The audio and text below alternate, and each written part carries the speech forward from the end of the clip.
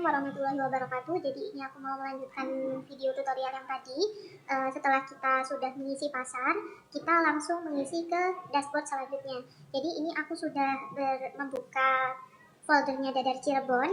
Jadi di Dadar Cirebon tadi kan sudah aku jelaskan kalau kita ada 3 kategori, yaitu DP, gudang, sama pasar. Nah, di pasar tadi itu tutorialnya sudah cukup, jadi kita lanjut ke bagian DP.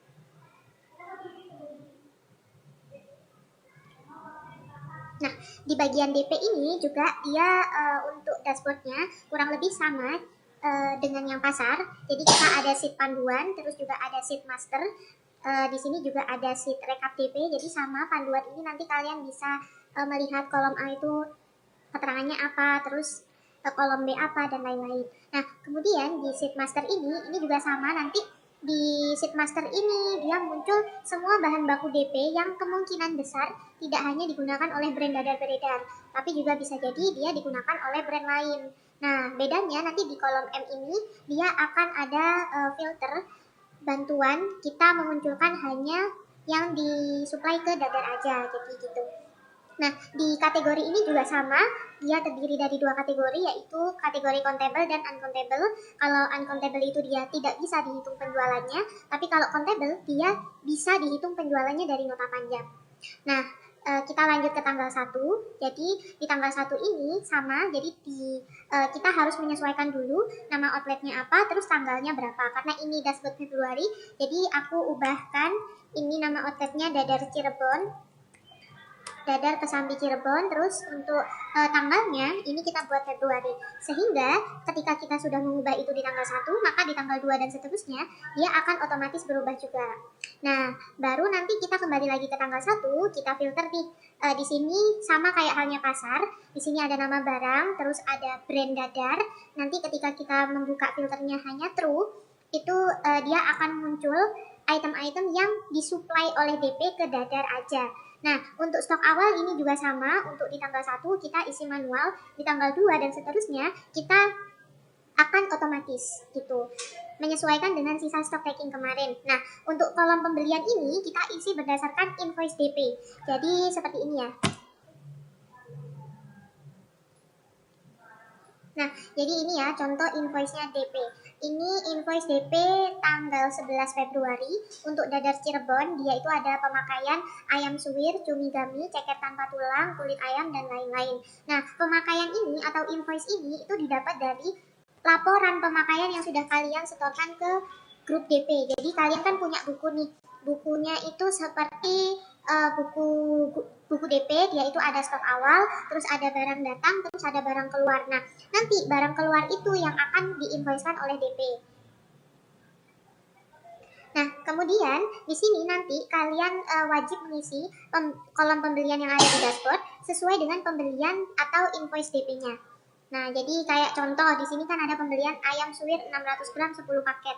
Maka di sini kalian cari ayam suwir 600 gram, di sini ditulis 10 paket. Nah, nanti ketika kita sudah mengisi kuantiti satuan per packnya, seperti ini 10 paket, dia akan mengkonversi ke satuan terkecil. Jadi satu paket itu kan ada 600 gram, berarti kalau kita beli 10 paket, itu artinya kita punya stok atau kita beli 6000 gram untuk item ayam suwir. Nah, kemudian di sini di kolom penjualan sama halnya kayak pasar tadi, kita cek dulu jenis barangnya dia termasuk uncountable apa countable. Nah, ternyata di sini ayam suwir itu termasuk bahan baku yang statusnya uncountable. Berarti kalau bahan baku yang uncountable, kita untuk penjualannya kita tidak bisa isi manual, dia akan otomatis sesuai dengan total stok yang kita miliki dan sisa stok taking. Jadi kayak gini ya, contoh total stoknya kita punya 6.000 gram. Nah, penjualannya atau outnya ini akan otomatis terisi di 6.000 gram. Kenapa? Karena anggapannya gini, kita punya stok 6.000 gram, tapi kita tidak punya sisa. Otomatis kan pemakaian kita itu secara kasar, dia terpakainya akan sama dengan total stok sebelumnya.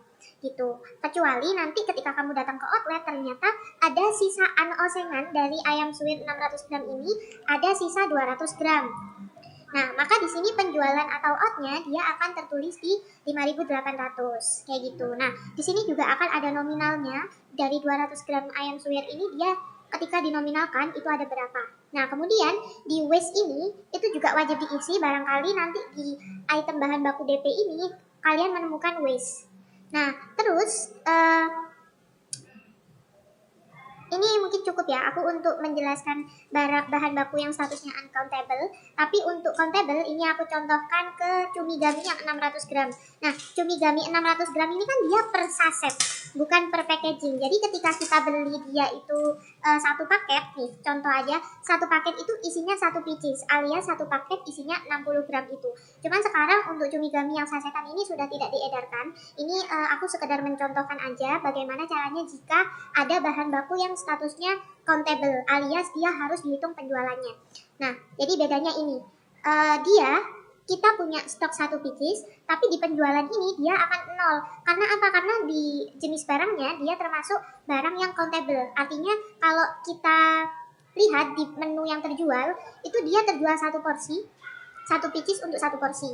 Nah, terus kalau misalkan kita punya stok satu pieces dan kita tidak punya sisa stok, artinya nanti dia akan fraud satu pieces juga. Kenapa kok fraud? Karena dari total stok satu kita tidak menjual apapun dan kita tidak menyisakan apapun. Jadi dia akan terhitung hilang barangnya. Kecuali ternyata dalam satu pieces ini kita juga menjual satu pieces.